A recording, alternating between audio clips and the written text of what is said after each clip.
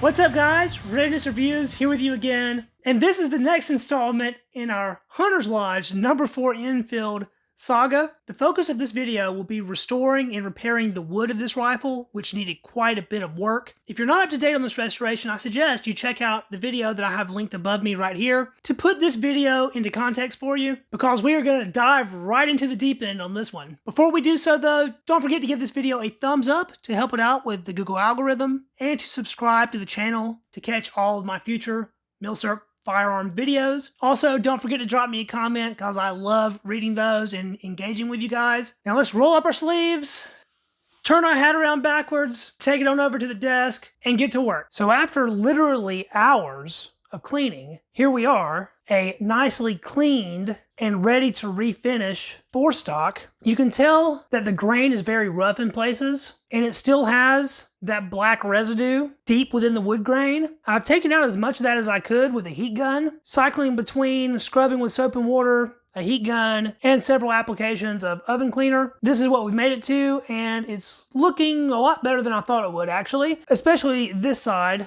which doesn't look nearly as bad.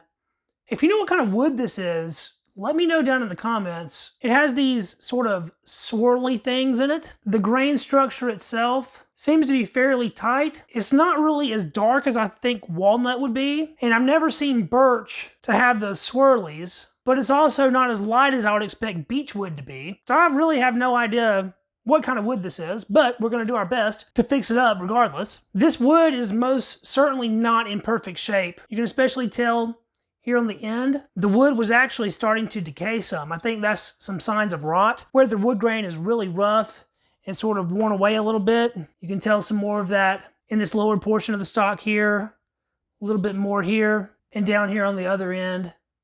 It's very rough, where it's sort of wearing away. Even though it's in pretty rough shape, I believe it's still serviceable. We need to tackle the elephant in the room though, and that is this massive crack that runs the length of the end of the stock.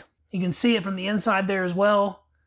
It is no joke. Now, I had actually never taken one of the No.4 end caps off before, so I went on the gunsmithing advice forum on Facebook. I submitted a picture of the end of this stock and asked the guys on there, who are professional gunsmiths, what the best way to go about removing these pins is. Because to be honest, I wasn't sure if they were pins or rivets, and I didn't want to mess anything up by just pounding on it. Well, unfortunately, I didn't find much help there. I received so many different answers that I don't know which way is correct. Several people told me that they are indeed pins, that it's no issue just to knock them out with a punch. I had several people tell me that they were rivets and that they would need to be ground off before removing. And I had one guy tell me that the best way to get those pins out is actually to take a Dremel and cut a channel through the wood here, through the pins, and then pull them out. All that seems like a little bit too much work to me, so let's just see if we can hammer these out. So I have a punch here that's pretty close to the correct size, and a rubber mallet. I'm going to be very gentle in tapping these out.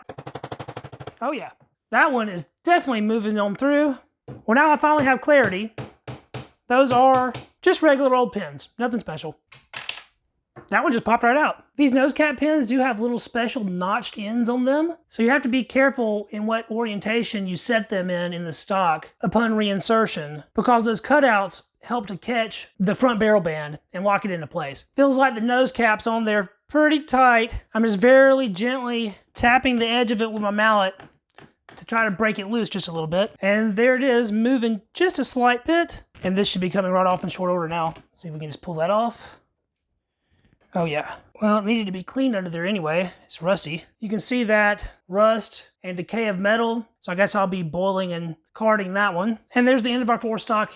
Equally dirty. So this crack doesn't seem to run all the way through the end wood here. It runs into that dirty section ever so slightly and then kind of terminates. That's actually complicated things for me just a little bit, because my original plan was to just break the whole piece of wood off and Acraglas the whole thing back on. But now that I see that the crack really doesn't run all the way through it, I'd be afraid to break it off and end up damaging something that I don't want to. Like it could break at some weird angle or something, and I certainly don't want that. And this one also sort of terminates without running all the way to the end. Now it looks like it stops right about there on this side of the stock, but if you look at the inside of the stock, you can see that that crack runs all the way to this thin line here. And at this point, it's so tight, you can't really pull it apart. So I kind of run into the same problem here in that, yeah, I could probably put a flathead screwdriver under there and pop this up and break this part off, but I feel it would probably break off unevenly. Well, I got my flathead in there. Let's just torque this a little bit and see what it's looking like. Yeah, I don't know. It's weird having a crack held on by two ends like this. You can see how thin the wood is that the crack runs into down here. I'm just testing it along the crack to see how I think it would break if I did decide to put some pressure on it. All right, so for our number 4 Enfield restoration stock crack repair, I have opted to just gap the crack open using these thumbtacks as shims all the way down, giving it enough space for me to get some Acraglas up in there. For this, we're going to use the regular Acraglas resin, not the gel, because I want it to be able to flow. And I will be putting that in the crack using this syringe. I believe that's an 18 gauge needle. I've never tried this before, but I'm hoping Acraglas will go through that needle just fine. We'll mix our glass up first. They include 2 of these little measuring cups. We are supposed to use a 4:1 ratio, 4 parts resin for 1 part hardener. So we'll add our hardener first.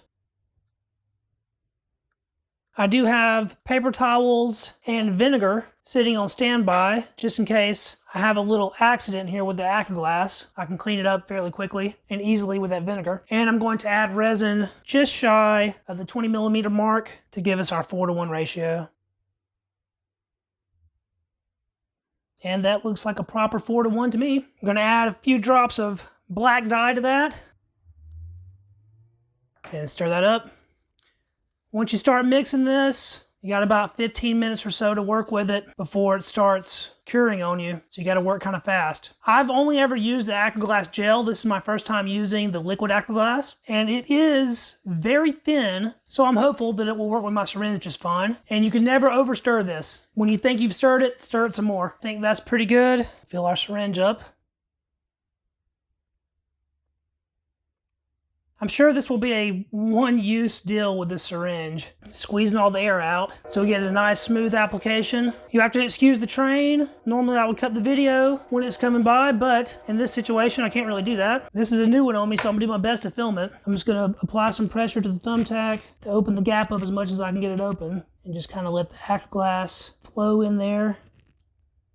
Let gravity work for me. I'm squeezing it out very slowly. As soon as the glass hits the crack, you can no longer see exactly what you're working on. Luckily, I have a nice big gap in this part so I can really see what's going on here. I want to put more than what I actually need because I want it to squeeze out when we clamp it. And then I'll come back by after it's dry and clean everything up. I'm gonna go back over any of the spots that I think I didn't put quite enough in. And at this point, I'm just kind of sticking it in the crack and giving it a little pump. All right, now I'm gonna take a look at the other side because I'm sure it needs some fill in as well.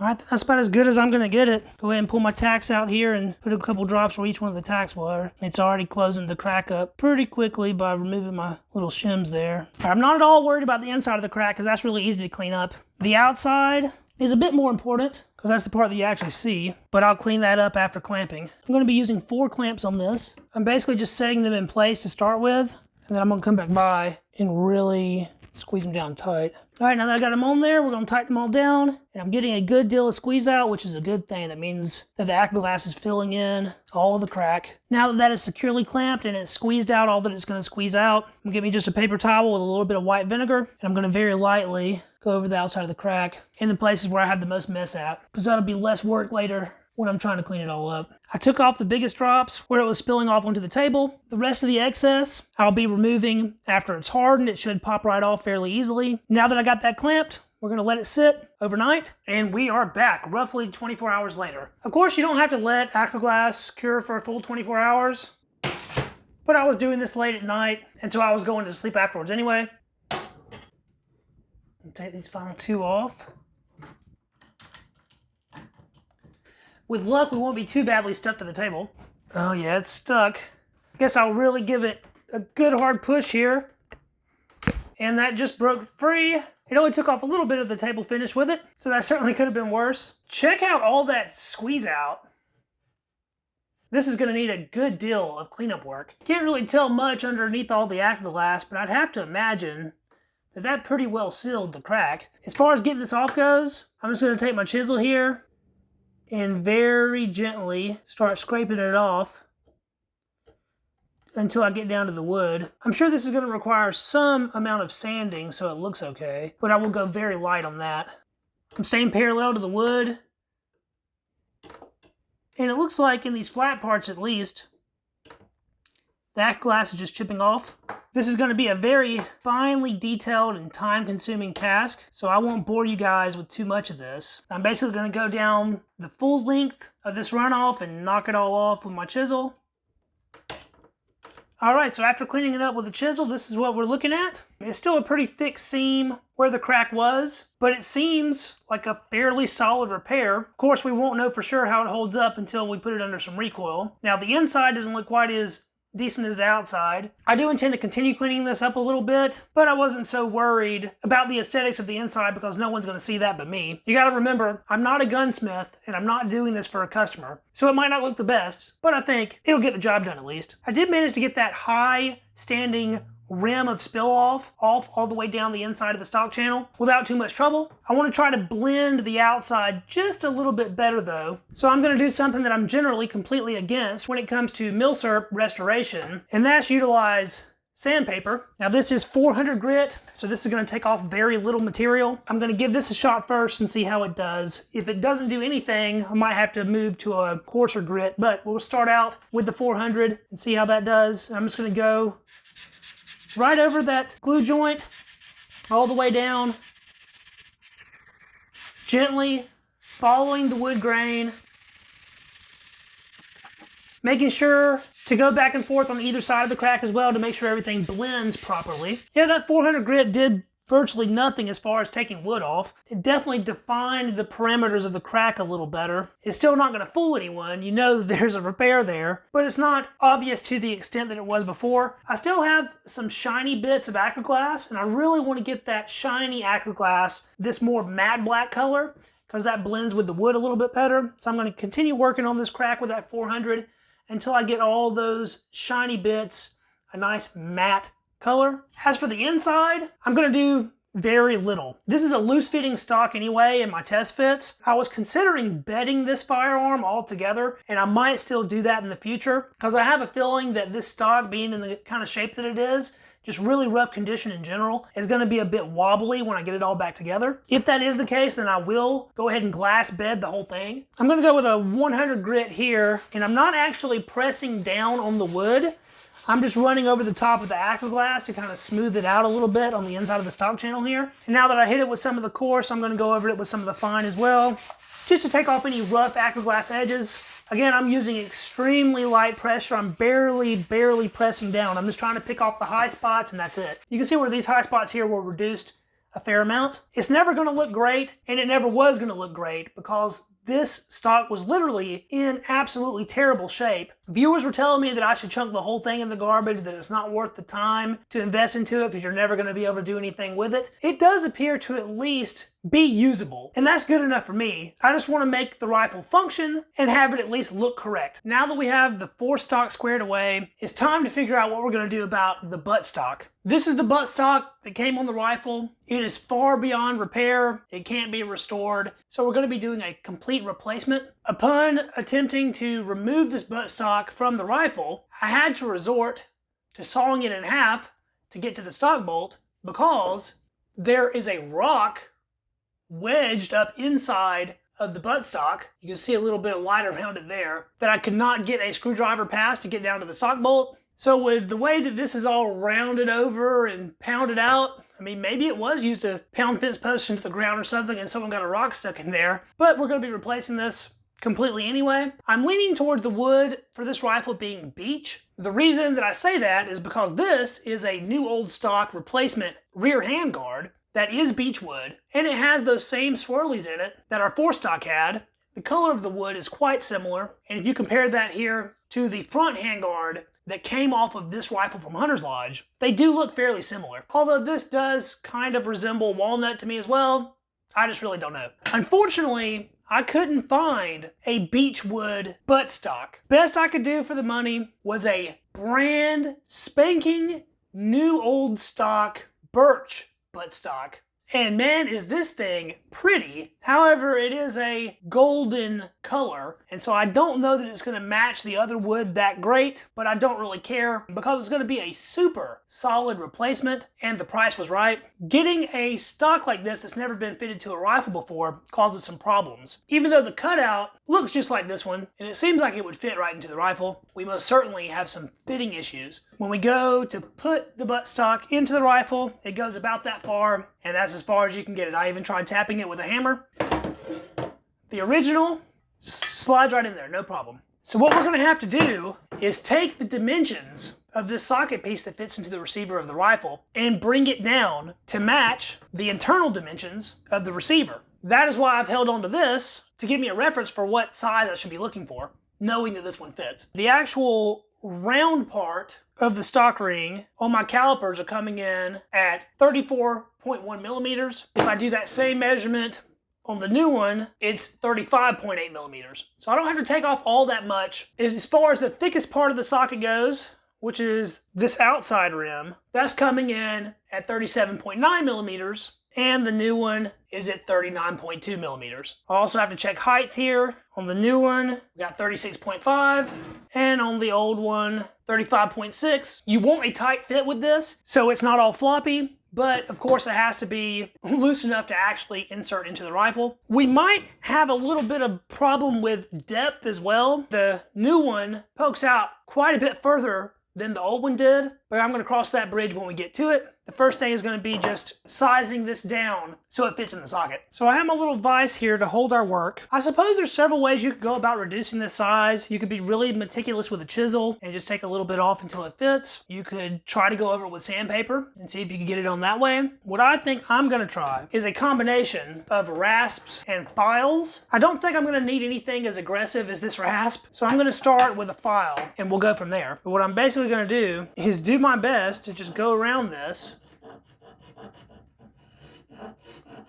with this file and take the wood down a little bit at a time until it's close to the dimensions of our other stock, and then do test fits on the rifle a little at a time. So this is going to be a very time-consuming process. It's all about taking off just enough, but not too much. And we're going to go very slow and check our progress all throughout. As we saw in our measurements, it was only a couple millimeters at the most that needed to be taken off anyway.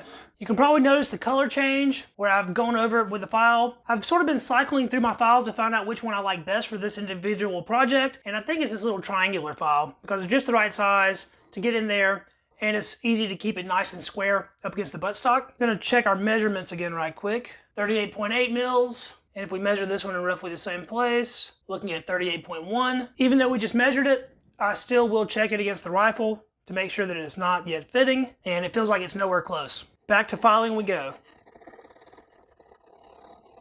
I've also found that instead of doing this with the vise holding it, it's actually easier to do it by hand. Being circular the way that it is, it's a lot easier to keep everything even if I'm able to spin it while I'm filing. It has been 2+ hours since I started whittling away at this, but I think I finally got it. There's wood dust literally everywhere, and I did the whole thing with these two files. So there's our receiver socket, there's the end of the stock, and they fit together in what I'm gonna say is a satisfactory way. You can see how much larger this NOS stock is than a regular stock. These are meant to be fitted to the rifle. This is a No. 4 butt plate, and when you put that on the stock, you can see how much wood is around the outside. So these are supposed to be whittled down. And to be honest, I do not think I will ever do one of these again. From here on out, if I have to replace the buttstock with an Enfield, I'm buying one that is used and has already been fitted, because this was a super tedious and annoying task. For now, I'm satisfied. Make sure you stay tuned to the channel. In the next video, I'm going to go over where I sourced all of my replacement parts, which this rifle needed a bunch of them, and how much that put me back. I definitely think we're on the road to getting this rifle up and running again, and I suspect we will be putting .303 rounds down that bore before long. I really appreciate you guys checking out the video. Hopefully you learned a little something. If not, maybe it was at least entertaining. Anyway, if you stuck around this long, I'm sure you have something to say about it, so let me know down in the comments what you thought about the video. Don't forget to give the video a thumbs up for the Google algorithm. Trust me, gun channels need all the help they can get on that front. And don't forget to subscribe to the channel to catch all of my future videos, including Milsurp restoration videos like this one. And I will catch you guys in the next video. See you then. Peace.